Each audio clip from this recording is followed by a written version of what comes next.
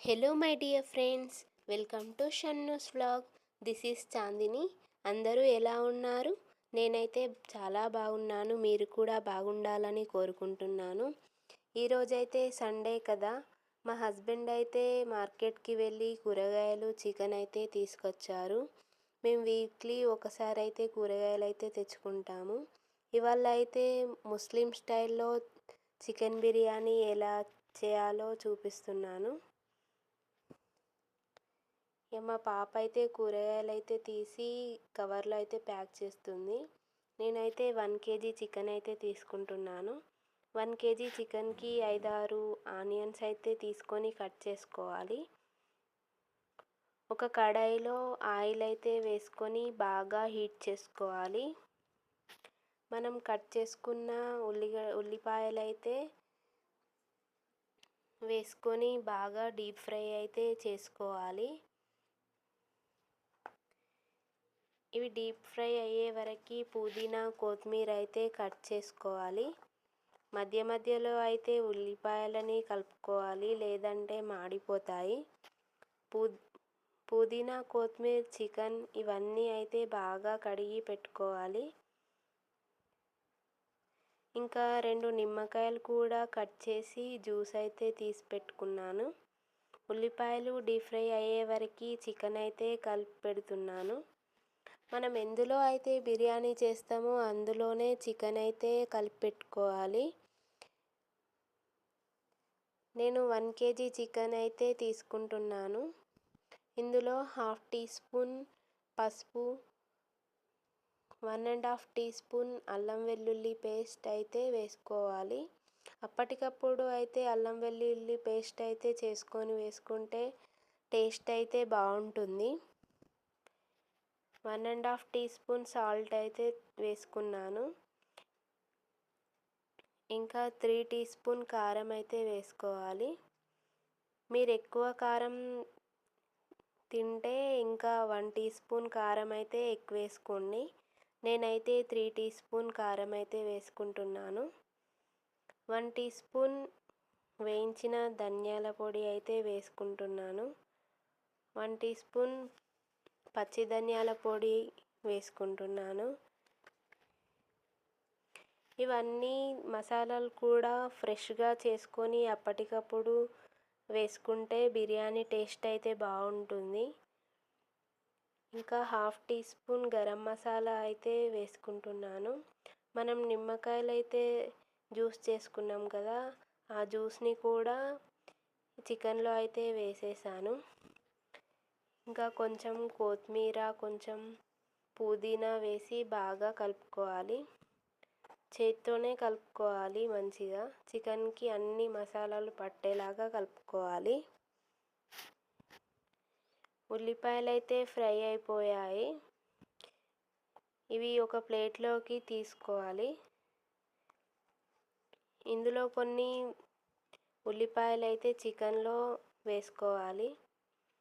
ఇంకా 180 గ్రామ్స్ పెరుగు ఉంటుంది కదా, చిన్న ప్యాకెట్, అది కూడా మొత్తం ఫుల్ ప్యాకెట్ అయితే పెరుగు వేసుకున్నాను.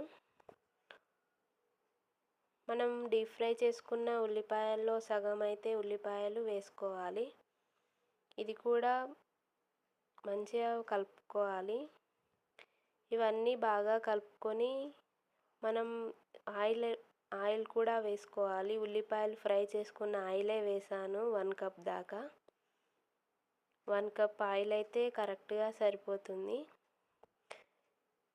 చికెన్ అయితే 1/2 అవర్ లేదా 1 అవర్ అయితే పక్కన పెట్టుకోవాలి. చికెన్ ఎంత బాగా మ్యారినేట్ అయితే అంత టేస్టీగా ఉంటుంది. రైస్ కూడా నానబెట్టుకున్నాను నేను. 1 kg చికెన్కి 1 kg బాస్మతి రైస్ అయితే తీసుకుంటున్నాను. ఇవి కూడా నానబెడుతున్నాను. 1/2 అవర్ తర్వాత రైస్ కుక్ చేయడానికైతే 4 గ్లాస్ వాటర్ అయితే తీసుకుంటున్నా. 70% కుక్ అవ్వడానికైతే 4 గ్లాస్ వాటర్ అయితే సరిపోతుంది.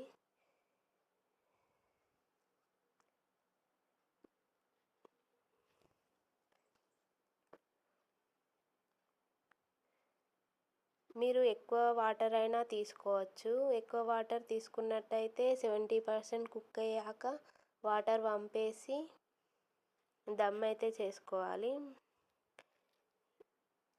నేనైతే 1 కేజీకి ఎప్పుడైనా 4 గ్లాస్ వాటర్ అయితే వేస్తాను. నేను వంపేయను, ఇలానే డైరెక్ట్గా వేసేస్తాను.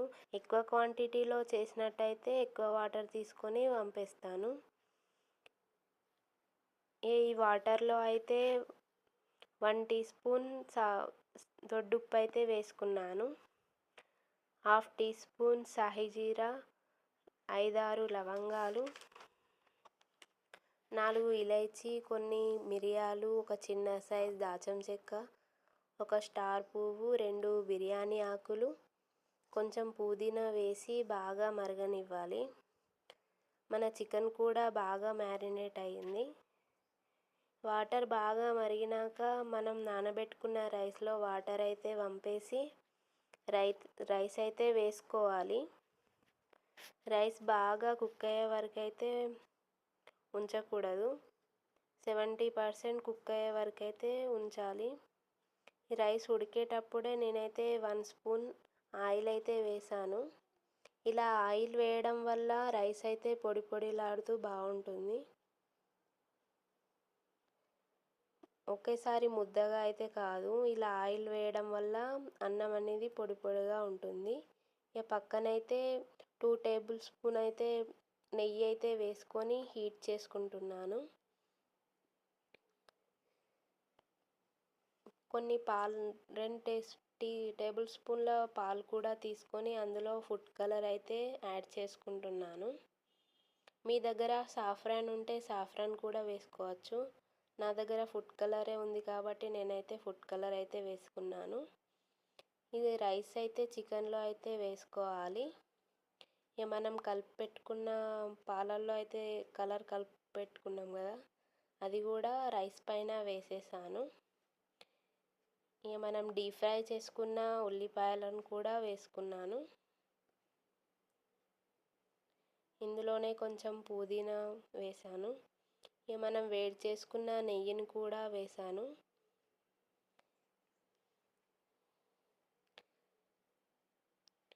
నెయ్యి వేసి స్టవ్ పైననైతే మనం దొడ్డు పేనం అయితే పెట్టుకోవాలి. ఇది 40 మినిట్స్ అయితే దమ్ అయితే పెడుతున్నాను నేను. వెయిట్ అయితే పెట్టాలి పైన. 40 మినిట్స్ తర్వాత మన బిర్యానీ అయితే రెడీ అయిపోతుంది. ఇక మిర్చి కసాలం కోసం అయితే నేనైతే ఒక కడాయిలో 1/3 స్పూన్ పల్లీలు అయితే వేసుకున్నాను. 1 టేబుల్ స్పూన్ నువ్వులు,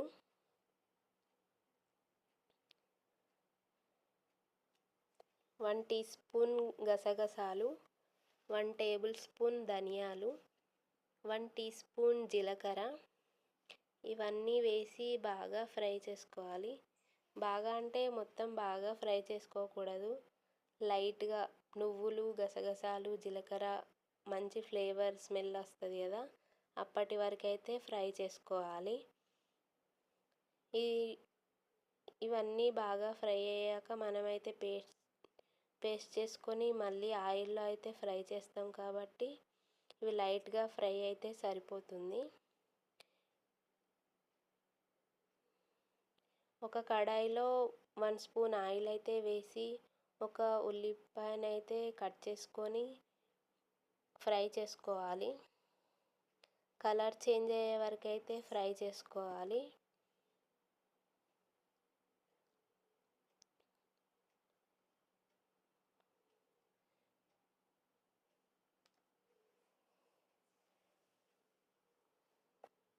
ఇలా కలర్ చేంజ్ అయ్యాక మన ఆనియన్స్ అయితే ఉల్లిపాయలు అయితే తీసి మిక్సీలో అయితే వేసుకోవాలి.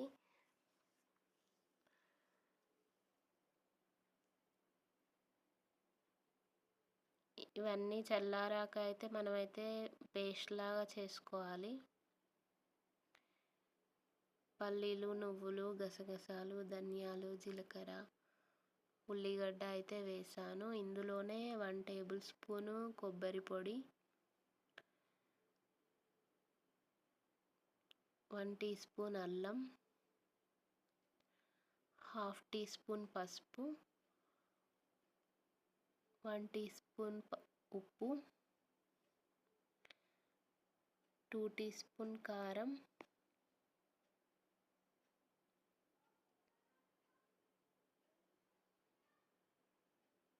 1 టీ స్పూన్ ధనియా పౌడర్,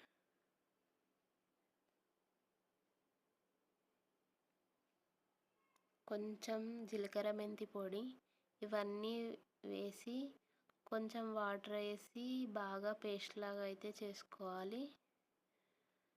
నేనైతే చిన్న గ్లాస్ వాటర్ అయితే వేసి బాగా పేస్ట్ చేసుకున్నాను.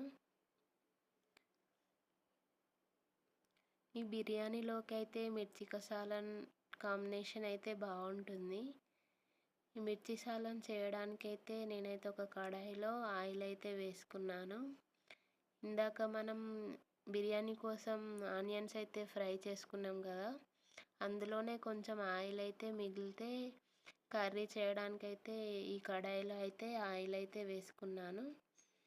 ఈ ఆయిల్ హీట్ అయ్యాక కొంచెం ఆవాలు, కొంచెం జీలకర్ర వేసాను.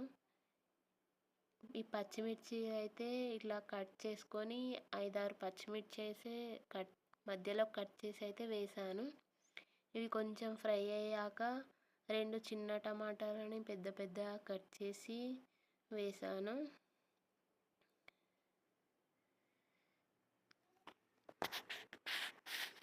ఇవైతే బాగా ఫ్రై చేసుకోవాలి. ఇవి ఫ్రై అయ్యాక మనం ముందుగానే పల్లీలు, నువ్వులు, గసగసాలు, ధనియాలు, జీలకర్ర, ఇంకా అన్ని మసాలాలు, ఉల్లిగడ్డ ఇవన్నీ వేసి పేస్ట్ చేసుకున్నాం కదా, ఆ పేస్ట్ని అయితే ఇందులో అయితే వేయాలి. ఈ పేస్ట్ వేసి బాగా ఆయిల్లో అయితే ఫ్రై చేయాలి, పైకి నూనె ఇలా వచ్చేలాగా. ఇలా బాగా ఫ్రై అయ్యాక కొన్ని వాటర్ అయితే వేయాలి. నేనైతే మిక్సీలోనే వాటర్ వేసాను, కొంచెం అందులో పేస్ట్ ఉంటే. ఇది కొంచెం బాగా ఉడకాలి. ఇది ఉడికేంత వరకు అయితే చిన్న నిమ్మకాయ సైజ్ అంతా చింతపండు అయితే తీసుకున్నాను. ఆ చింతపండుని బాగా వాష్ చేసి అందులో నుంచి చింతపండు రసం అయితే తీసి పెట్టుకున్నాను. చిన్న నిమ్మకాయ సైజ్ అంతా చింతపండు అయితే మనకి పులుపు అయితే కరెక్ట్ సరిపోతుంది.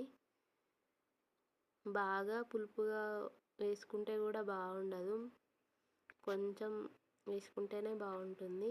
ఇలా ఉడుకుతుండగా మనం తీసి పెట్టుకున్న చింతపండు రసాన్ని అయితే వేసుకోవాలి.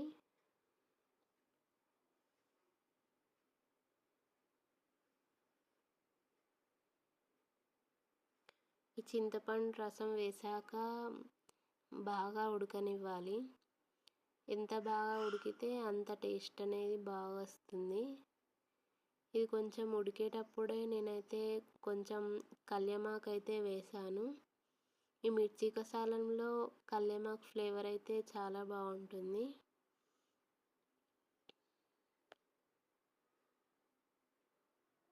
కల్యమాకు వేసి ఒకసారి కలుపుకొని బాగా ఉడకనివ్వాలి. ఇది మధ్య మధ్యలో కలుపుతూనే ఉండాలి, లేదంటే తొందర మాడిపోతుంది. ఇలా బాగా ఉడికిన తర్వాత ఫైనల్గా అయితే కొత్తిమీర అయితే వేసుకోవాలి. కొత్తిమీర వేసుకున్నాక మనకి ఎంత చిక్కగా కావాలో అంతవరకు అయితే ఉడకనివ్వాలి. మీకు ఇలానే పలుచగా ఉండాలంటే స్టవ్ ఆఫ్ చేయొచ్చు. నేను కొంచెం దగ్గరికి అయితే రానిచ్చాను.